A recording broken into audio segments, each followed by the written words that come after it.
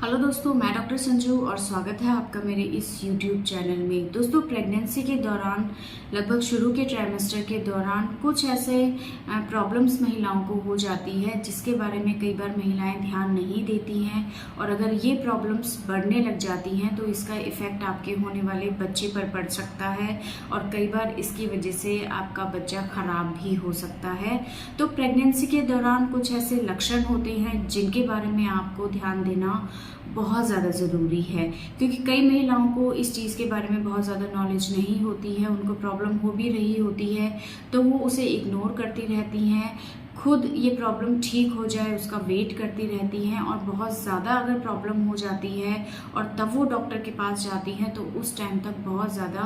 देर हो चुकी होती है और ऐसे में बच्चा कई बार ख़राब हो चुका होता है। तो कौन से वो 2 लक्षण हैं जिनके ऊपर महिलाओं को ध्यान देना बहुत ज़्यादा ज़रूरी है? इसमें सबसे पहला लक्षण आता है कि अगर आपको पेट के निचले हिस्से में लगातार दर्द रहता है और ये दर्द आपकी कमर वाले हिस्से से आगे की तरफ हो रहा है और बहुत ज़्यादा सीवियर पेन आपको हो रहा है, तो ऐसे में डॉक्टर को आप एक बार ज़रूर दिखाएं, क्योंकि बहुत सी महिलाओं को लगता है कि ये गैस की वजह से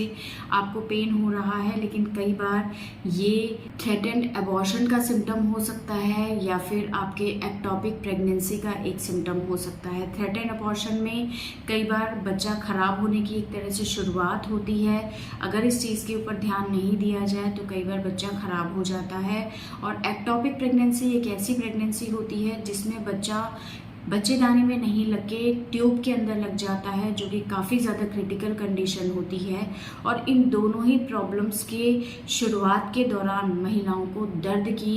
परेशानी लगातार रह सकती है, तो इसलिए इस दर्द को आप इग्नोर नहीं करें। अगर आपको लग रहा है कि प्रेगनेंसी से के 1.5 से 2 महीने के बीच में या शुरुआत के दिनों में आपको लगातार आपके पेट के निचले हिस्से में दर्द हो रहा है, तो ऐसे में डॉक्टर को आपको तुरंत दिखाना है। दूसरा सिम्टम होता है कि अगर किसी भी महिला को हल्का सा दाग दिखाई दे रहा है, ये दाग आपका लाल रंग का हो सकता है या हल्का गुलाबी रंग का भी हो सकता है। अगर इस तरह के दाग आपको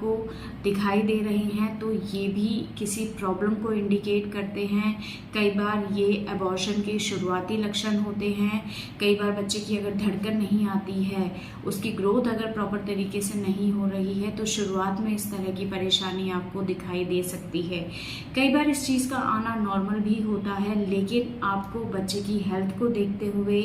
बच्चे की डेवलपमेंट को देखते हुए इस चीज़ को भी ध्यान में रखना बहुत ज़्यादा ज़रूरी है कि अगर आपको दाग दिखाई दे रहा है या हल्का सा गुलाबी रंग का डिस्चार्ज दिखाई दे रहा है, तो आपको इंतज़ार नहीं करना है और डॉक्टर के पास जाके तुरंत चेक कराना है कि ये दाग आपको किन कारणों की वजह से दिखाई दे रहे हैं। तो ये 2 लक्षण ऐसे हैं जो कि प्रेगनेंसी की शुरुआत के अंदर बहुत सी महिलाओं को दिखाई देते हैं, लेकिन कई महिलाएं इस चीज़ को इग्नोर कर देती हैं। खुद मेरे पास भी जब महिलाएं आती हैं और मैं उनसे पूछती हूँ कि ये प्रॉब्लम आपको कब से हो रही है, तो वो यही कहते हैं कि 3-4 दिन से हमें प्रॉब्लम हो रही है, लेकिन वो डॉक्टर के पास नहीं जाती हैं। और ऐसे में कई बार जब हम उनका अल्ट्रासाउंड कराते हैं तो ऐसे में उनका बच्चा खराब हो चुका होता है। तो ये गलती आप बिल्कुल भी ना करें। भले ही आपको बहुत ज़्यादा परेशानी नहीं हो रही है, या हो सकता है ये प्रॉब्लम नॉर्मल गैस की हो या हल्का सा वैसे किसी तरह की कोई प्रॉब्लम हो, लेकिन डॉक्टर के पास जाना आपको बहुत ज़्यादा ज़रूरी है, क्योंकि अगर